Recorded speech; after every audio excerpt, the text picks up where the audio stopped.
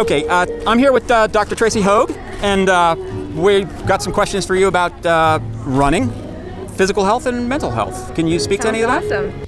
Yeah, so, well, being outdoors and getting exercise has been shown with quite a lot of research to be one of the best ways to treat depression and improve mental health. And with the COVID pandemic going on, it's been more difficult to get exercise. Fitness centers have been closed, understandably, and been more difficult to understand why, we haven't been allowed to sort of organize races outdoors. So very excited today to be participating in an event that's being done in a really safe way with outdoor running and temperature checks and masking when we're not running. And it's really great for our running community to support the organizations that put on these races and to get to hang out with friends and to exercise and do something that's healthy and in a safe way even during the pandemic.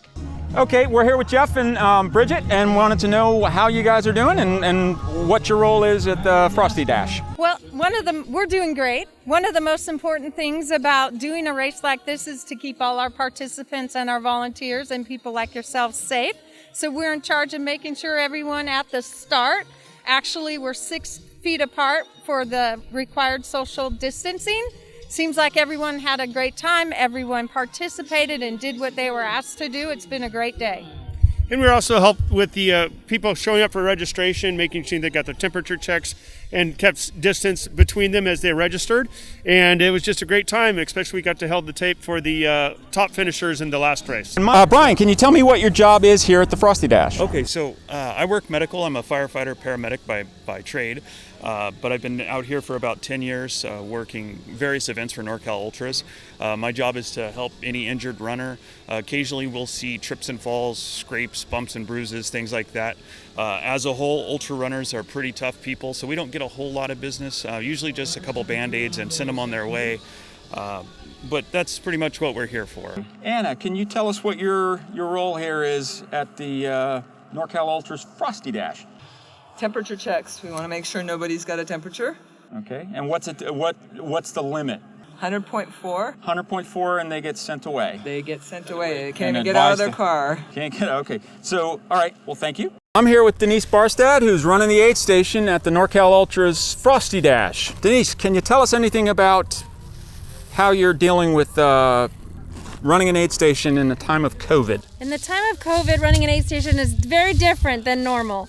We wear gloves for safety. We have our masks. We are serving the runners rather than letting them come and grab what they want. So we hand it to them.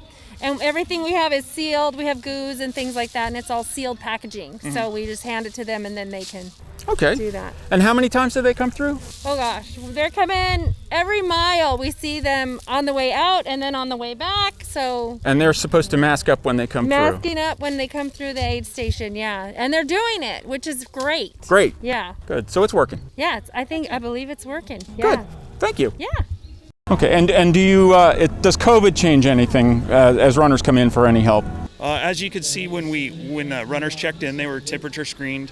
Every runner here has a mask on, but as far as business for us, other than social distancing and the mask, we're pretty much business as usual.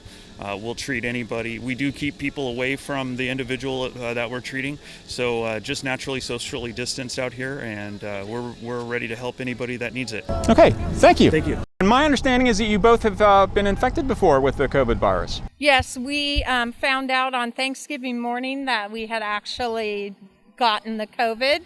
Just so you know, we're doing really great now. It was flu and cold-like symptoms, a little scary at first. Mm-hmm. We started feeling better within 5 to 7 days, and now we're 100% healthy, can exercise again and feel like our normal self. So we're super blessed that we had that. That's good news. So you're symptom-free. We're symptom-free, and also, though, we want to make sure we're still doing everything we're supposed to. So we keep ourselves isolated when we can, and we do our social distancing and following all the social norms because it's the right thing to do. Great, thanks.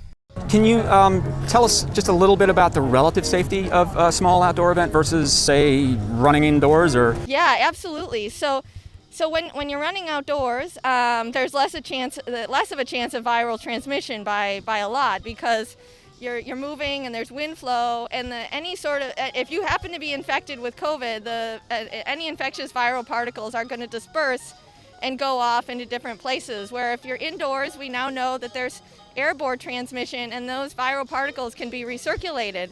That doesn't happen outdoors, and we really haven't seen any incidences that we know of viral transmission happening during running circumstances outdoors. There have been some circumstances that have happened in fitness centers, and so I think that's part of the reason our governor right now and a lot of public health officials in the United States are recommending go exercise outdoors, and having an organized event like this really promotes that. Okay, and you obviously feel safe enough to come out here and Oh yes, absolutely. And my kids have been involved in the Sacramento Valley Endurance cross country team all fall, and we felt really safe with that too. It's like you mask up, in situations like this at the beginning during, when you're not running, take the mask off, try and keep some distance while you're running, and then it's felt really safe.